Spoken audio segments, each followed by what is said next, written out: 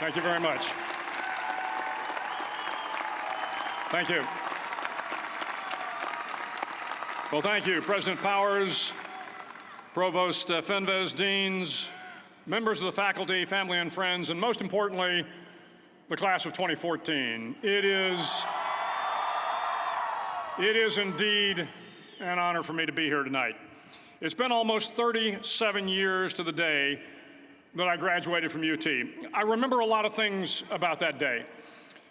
I remember I had a throbbing headache from a party the night before.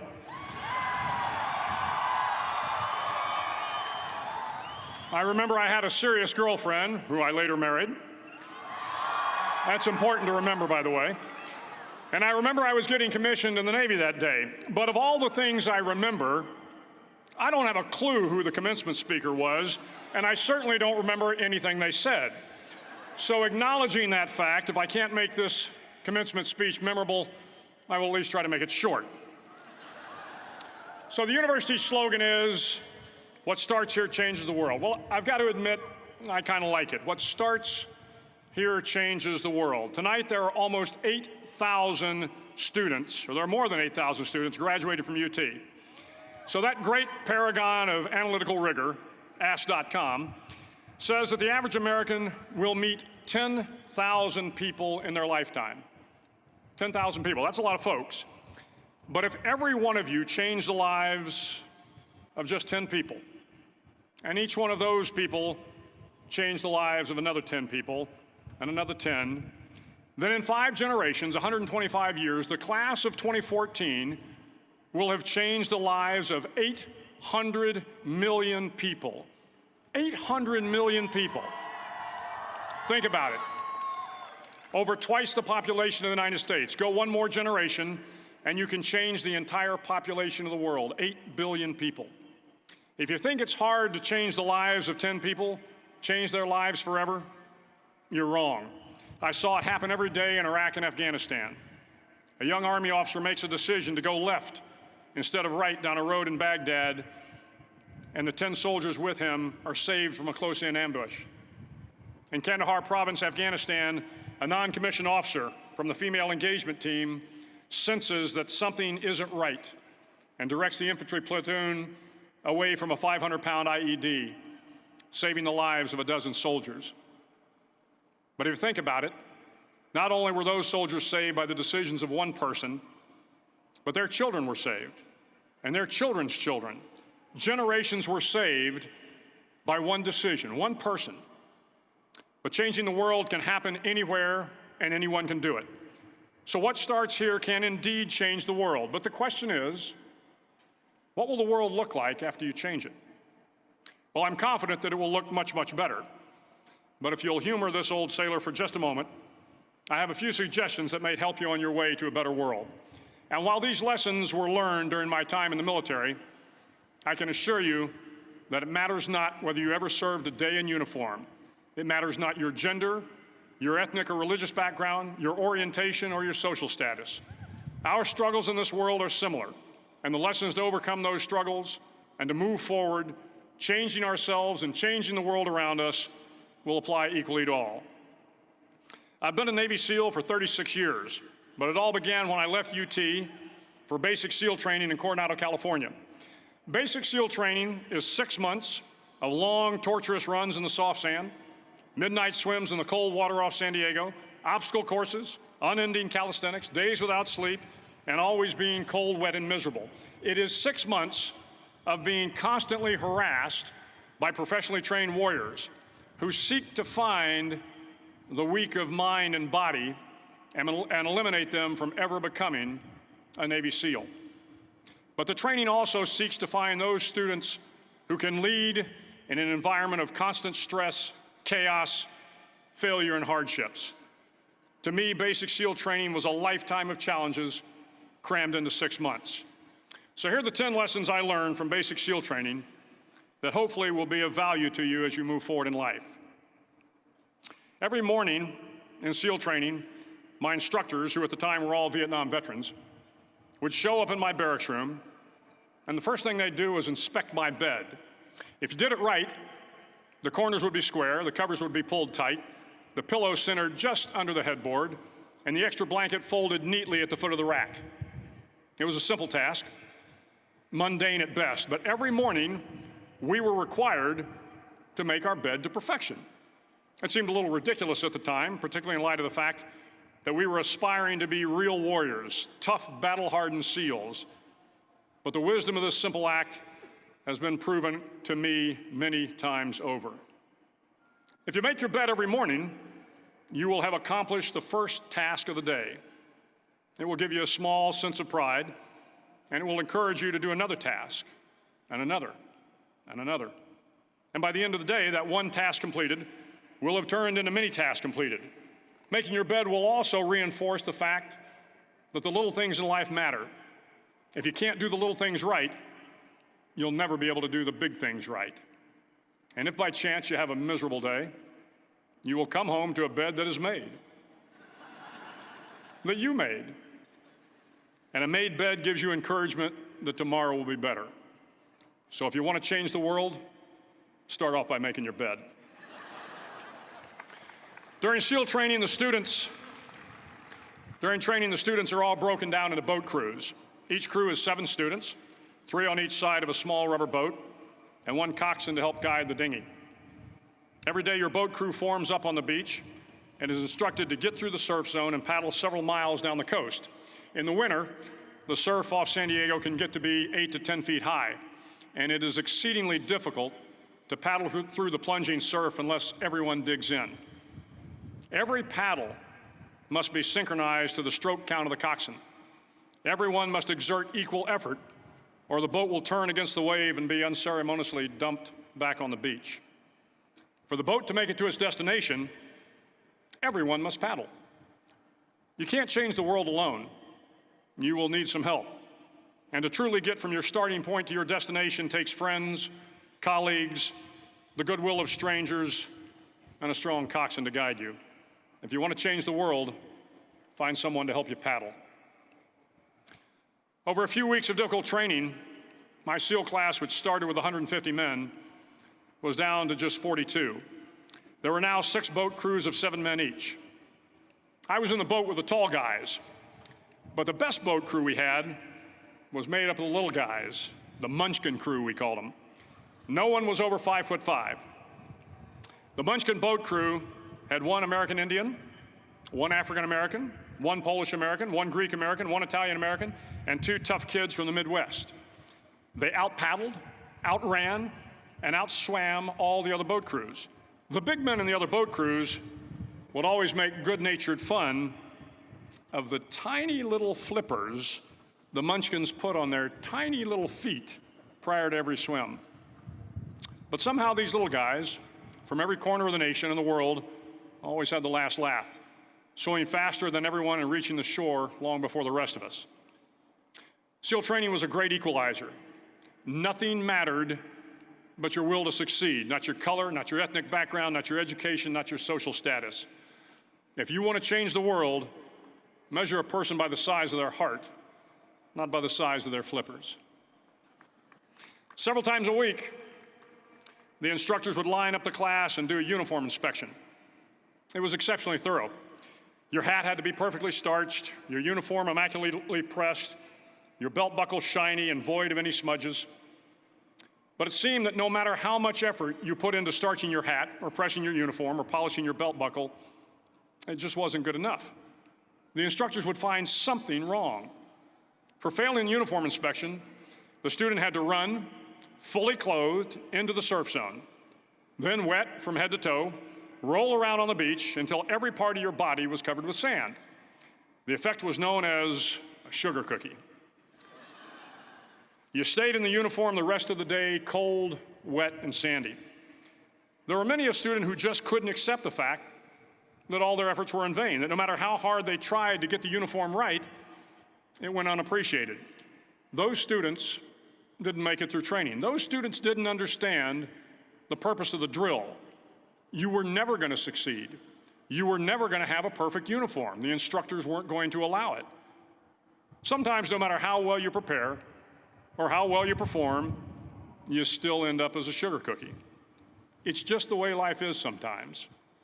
If you want to change the world, get over being a sugar cookie and keep moving forward. Every day during training, you were challenged with multiple physical events: long runs, long swims, obstacle courses, hours of calisthenics, something designed to test your mettle. Every event had standards, times you had to meet. If you failed to meet those times, those standards, your name was posted on a list, and at the end of the day, those on the list were invited to a circus. A circus was 2 hours of additional calisthenics, designed to wear you down, to break your spirit, to force you to quit. No one wanted a circus. A circus meant that for that day, you didn't measure up.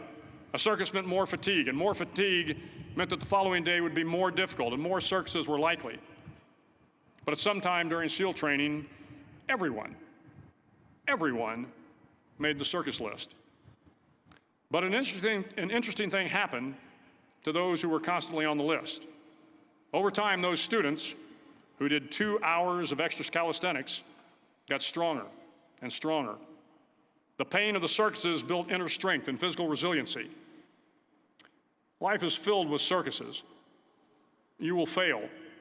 You will likely fail often. It will be painful. It will be discouraging. At times, it will test you to your very core. But if you want to change the world, don't be afraid of the circuses. At least twice a week, the trainees were required to run the obstacle course. The obstacle course contained 25 obstacles, including a 10-foot wall, a 30-foot cargo net, a barbed wire crawl, to name a few. But the most challenging obstacle was the slide for life. It had a 3-level, 30-foot tower at one end and a 1-level tower at the other. In between was a 200-foot-long rope. You had to climb the 3-tiered tower, and once at the top, you grabbed the rope, swung underneath the rope, and pulled yourself hand over hand until you got to the other end. The record for the obstacle course had stood for years when my class began in 1977. The record seemed unbeatable until one day a student decided to go down the slide for life head first.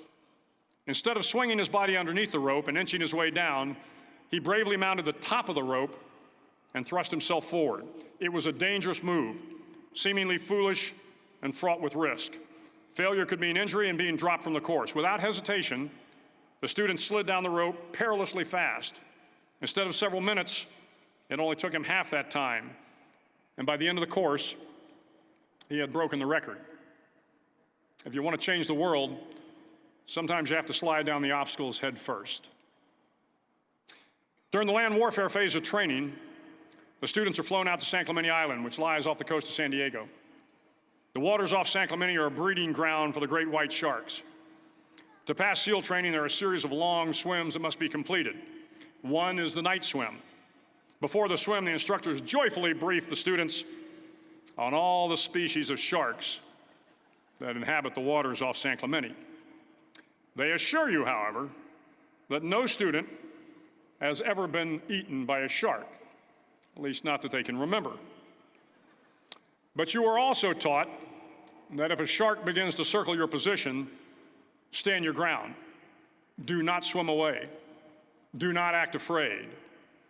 And if the shark, hungry for a midnight snack, darts towards you, then summons up all your strength and punch him in the snout, and he will turn and swim away.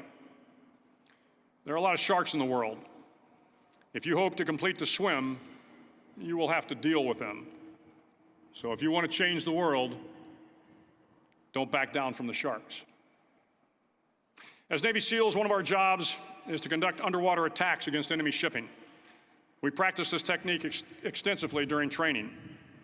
The ship attack mission is where a pair of SEAL divers is dropped off outside an enemy harbor and then swims well over 2 miles underwater, using nothing but a depth gauge and a compass to get to the target. During the entire swim, even well below the surface, there is some light that comes through. It is comforting to know that there is open water above you.